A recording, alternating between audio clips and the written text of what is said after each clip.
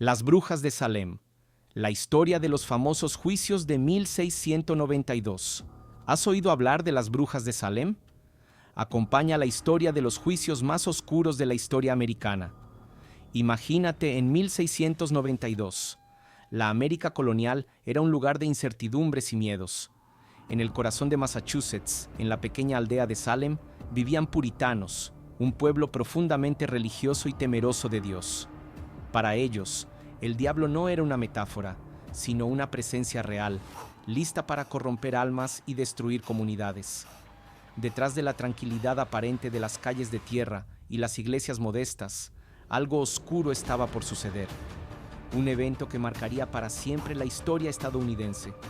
El miedo estaba a punto de transformar esta aldea en un escenario de tragedias. El comienzo del pánico. Todo comenzó en enero de 1692, en la casa del reverendo Samuel Parris, uno de los líderes religiosos de la aldea.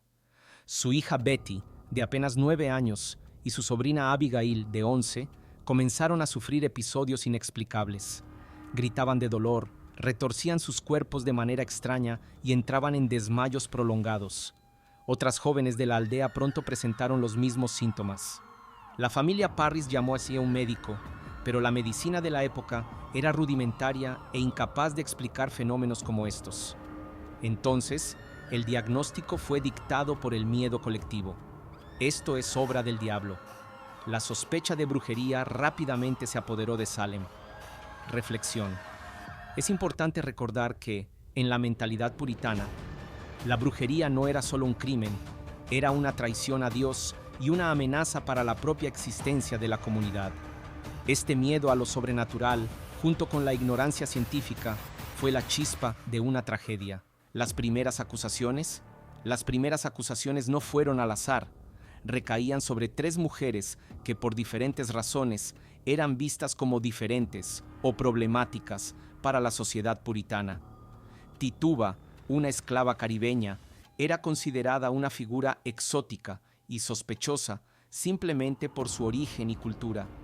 Sarah Good era una mendiga que, sin hogar ni estabilidad, frecuentemente era mal vista por los aldeanos. Sarah Osborne, por su parte, era una mujer anciana que había desafiado las normas sociales al alejarse de la iglesia e involucrarse en disputas de tierras.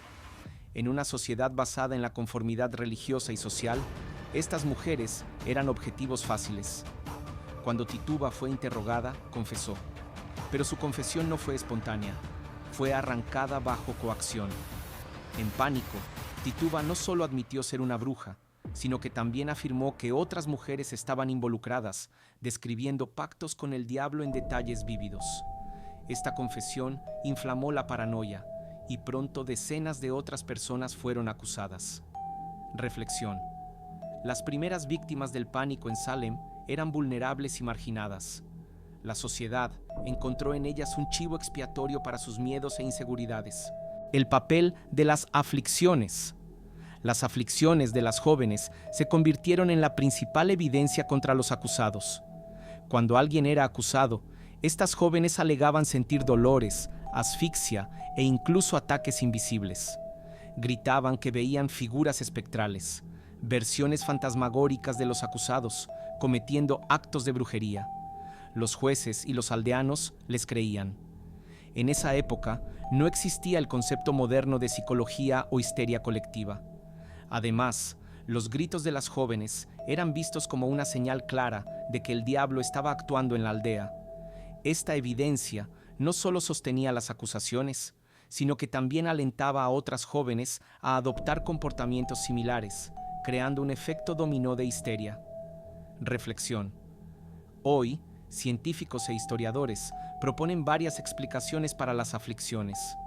Una hipótesis es el envenenamiento por un hongo llamado Claviceps purpurea, que contaminaba el pan de centeno y podía causar alucinaciones y convulsiones. Otra teoría sugiere que las jóvenes estaban bajo presión psicológica o usaron las acusaciones como una forma de ganar atención o poder en una sociedad extremadamente restrictiva. El tribunal de Oyer and Terminer. Para lidiar con el creciente número de acusaciones, el gobernador William Phips creó el tribunal de Oyer and Terminer. Este tribunal permitía el uso de pruebas espectrales, testimonios basados en visiones o sensaciones de que los acusados estaban presentes en forma espiritual para cometer crímenes. El problema era que estas pruebas eran imposibles de verificar o refutar. Cualquier persona podía ser acusada con base en nada más que la palabra de otra. El tribunal rápidamente se convirtió en una máquina de condenas. Reflexión. Esta práctica expuso una falla fundamental en la justicia de la época.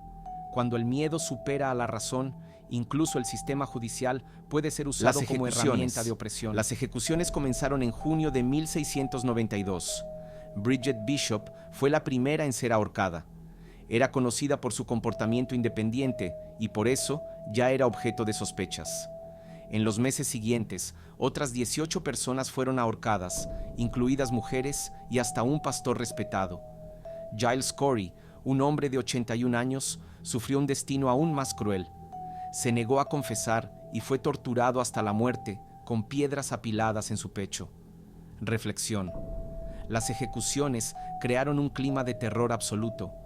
Familias enteras fueron destruidas y nadie estaba a salvo. Cualquier disputa personal podía llevar a una acusación de brujería. La disolución del tribunal. En octubre de 1692, la marea comenzó a cambiar.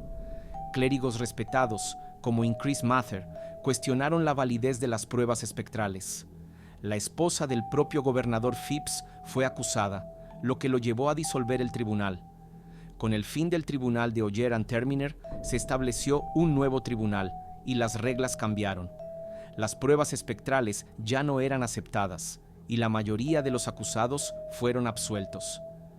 Esta decisión marcó el fin de la histeria, pero para las víctimas ya condenadas, el fin de los juicios y las consecuencias. En total, 20 personas fueron ejecutadas y muchas otras murieron en prisión. Décadas después, Salem comenzó a reconocer los errores del pasado. En 1702, los juicios fueron declarados ilegales. En 1711, las familias de las víctimas recibieron compensaciones económicas. Y en 2022, Elizabeth Johnson Jr., la última condenada viva, fue finalmente absuelta. Reflexión final. La historia de las brujas de Salem nos recuerda que el miedo y la ignorancia pueden llevar a tragedias, pero también es una lección sobre la importancia de cuestionar, reflexionar y buscar justicia, incluso siglos después.